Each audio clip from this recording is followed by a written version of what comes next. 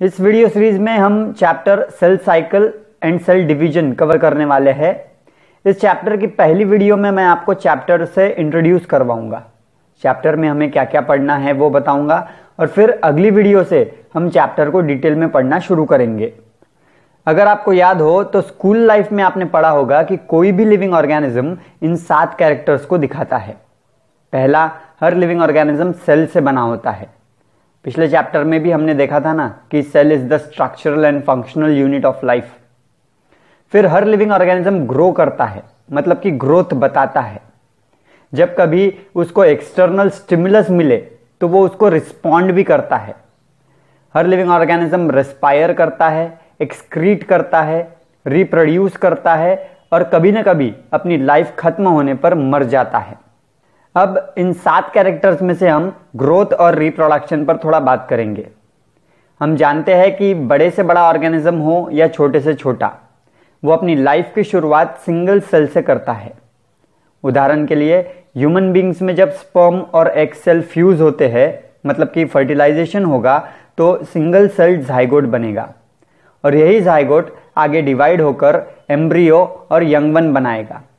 तो यहां पर क्या हुआ है कि एक सेल डिवाइड होकर 2 सेल बनाता है, 2 से 4 सेल बनते हैं, 4 से 8 सेल, ये डिवीजन चलता रहता है और आखिर में एक सेल से ऐसा स्ट्रक्चर बनता है जिसमें लाखों सेल्स होते हैं। और ये पॉसिबल है because of an important process called cell division. तो अब आपको समझ आ गया होगा कि क्यों सेल थ्योरी में कहा गया है कि every cell arise from a pre existing cell, क्योंकि प्री एग्जिस्टिंग सेल डिवाइड होकर नए सेल्स बनाते हैं, राइट। अब हम इस चैप्टर से रिलेटेड कुछ डेफिनेशंस देखेंगे। तो चैप्टर के नाम में ही 2 टर्मिनोलॉजीज है जिनको हम डिफाइन करेंगे। सबसे पहले हम देखेंगे सेल डिवीजन माने क्या। सेल डिवीजन एक ऐसी प्रोसेस है जिसकी वजह से एक सेल डिवाइड होकर 2 डॉटर सेल्स बनाता है या फिर 4 डॉटर सेल्स भी बना सकता है।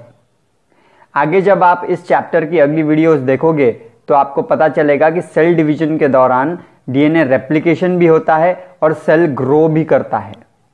तो ये जो प्रोसेसेस है, cell division, DNA replication, cell growth, ये सब कोऑर्डिनेटेड वे में होनी चाहिए ताकि जो नया सेल बनेगा उसमें इंटैक्ट जीनोम हो और कोई प्रॉब्लम ना हो। सेल डिवीजन के बाद अगली टर्म जो हमें समझनी है वो है cell cycle. Cell cycle is a series of changes or sequential events which occur in the life of a dividing cell. तो सेल साइकिल में वो सारे इवेंट्स होंगे by which a cell duplicates its genome, synthesizes the other constituents of the cell and eventually divides into 2 daughter cells. Cell cycle मतलब period from the beginning of one cell division to the beginning of the next cell division. और आगे इस chapter में हम देखेंगे कि cell cycle में 2 main phases होते हैं, इंटरफेज और एम फेज।